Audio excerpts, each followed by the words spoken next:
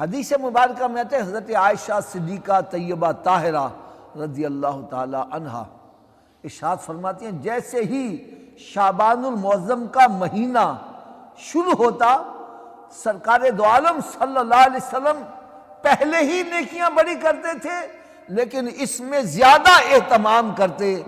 اس میں نوافل زیادہ پڑھتے، روزے زیادہ رکھتے، قرآن پاک کی تلاوت۔ ارشاد فرماتی ہیں جیسے ہی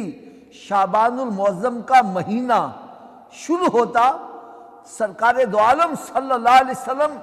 پہلے ہی نیکیاں بڑی کرتے تھے لیکن اس میں زیادہ اہتمام کرتے، اس میں نوافل زیادہ پڑھتے، روزے زیادہ رکھتے، قرآن پاک کی تلاوت زیادہ کرتے۔ بلکہ یہاں تک حدیث پاک میں آتا ہے کہ میرے آقا صلی اللہ علیہ وسلم نے ارشاد فرمایا جو شعبان المعظم کا ایک روزہ رکھتا ہے، کتنے جی؟ تھوڑا سا اونچی آواز سے بولو۔ فرمایا جو شعبان المعظم کا ایک روزہ رکھتا ہے کل بروز قیامت جنت میں وہ اس طرح میرے ساتھ ہوگا جس طرح یہ دو انگلیاں ساتھ ساتھ ہیں۔ اور ایک حدیث پاک میں آتا ہے جو شعبان المعظم کی ابتدائی تاریخوں کے 3 روزے رکھتا ہے اور 3 روزے آخر میں رکھتا ہے اللہ تعالیٰ اس کو جنتی اونٹنی عطا کرے گا جس پر سوار ہو کے یہ جنت میں جائے گا۔ تو شعبان المعظم کا مہینہ بڑا ہی برکت والا مہینہ ہے، ہمیں اس میں اہتمام کرنا چاہیے۔ ایک میں مسئلہ ضروری سمجھتا ہوں، یہ بھی ذرا اپنے ذہن میں بٹھا لیجئے گا۔ بعض افراد شعبان المعظم میں روزے رکھنے کے بارے میں منع کرتے ہیں کہ نہ رکھو، اور بعض کہتے ہیں جی ضرور رکھنے چاہیے۔ تو اس کے بارے میں کچھ عرض کر دوں۔ شعبان المعظم میں روزہ رکھنا یہ نفلی روزہ ہے، کیا ہے؟ اور رمضان المبارک کا روزہ رکھنا یہ فرض روزہ ہے۔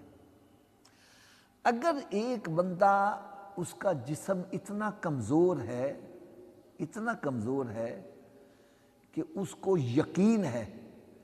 کہ اگر میں نے شعبان المعظم میں روزے رکھ لیے تو میرے جسم میں اتنی نکاہت آ جائے گی، اتنی کمزوری آ جائے گی کہ میں پھر رمضان کے روزے نہیں رکھ سکوں گا، ایسے بندے کے لیے حکم یہ ہے کہ وہ شعبان کے روزے نہ رکھے، وہ رمضان شریف کے روزے رکھے، ٹھیک ہے؟ اور جو سمجھتا ہے کہ بھئی میں شعبان المعظم میں روزے رکھوں گا، مجھے روزے رکھنے کی عادت پڑ جائے گی، میرا جسم جو ہے وہ روزے رکھنے کی لائن پر چل پڑے گا، تو پھر میرے لیے رمضان کے روزے رکھنے بڑے آسان ہو جائیں گے، تو اس کو چاہیے کہ وہ شعبان المعظم کے روزے رکھے۔ آپ نے دیکھا ہوگا کہ رمضان المبارک میں جب ہم ابتدائی روزے رکھتے ہیں نا تو انسان کے جسم میں نکاہت کمزوری سی آ جاتی ہے، پھر 4-5 روزے رکھنے کے بعد پھر روٹین بن جاتی ہے، پھر اس کے لیے باقی روزے رکھنے آسان ہو جاتے ہیں۔ تو اگر یہ روٹین ہم شعبان میں ہی بنا لیں تو رمضان کا سارا مہینہ ہمارے لیے روزہ رکھنا آسان ہوتا چلا جائے گا۔ تو یہ اصل میں فرق اس وجہ سے ہے، جس بندے کے جسم میں اتنی نکاہت ہے، کمزوری ہے کہ وہ سمجھتا ہے، اس کو یقین ہے اگر میں نے شعبان کے روزے رکھ لیے تو پھر میرے اندر اتنی طاقت نہیں رہے گی کہ میں رمضان کے روزے رکھ سکوں، ایسے بندے کے لیے افضل یہ ہے کہ وہ شعبان کے روزے نہ رکھے، رمضان کے روزے رکھے۔ اور جو سمجھتا ہے کہ بھائی میں شعبان میں روزے رکھوں گا، میری روزے رکھنے کی روٹین بن جائے گی، میری عادت بن جائے گی اور میں رمضان کے روزے آسانی سے رکھ سکوں گا، میرے لیے آسانی ہو جائے گی، ایسے بندے کو چاہیے کہ شعبان المعظم میں روزے رکھے۔ حضرت عائشہ صدیقہ طیبہ طاہرہ رضی اللہ تعالیٰ عنہ ارشاد فرماتی ہیں کہ رمضان المبارک کے علاوہ، کیونکہ رمضان المبارک میں تو سارا مہینہ روزہ رکھنا فرض ہے، آپ ارشاد فرماتی ہیں کہ رمضان المبارک کے علاوہ میرے آقا صلی اللہ علیہ وسلم سب سے زیادہ جس میں روزے رکھتے تھے وہ شعبان کا مہینہ تھا، اور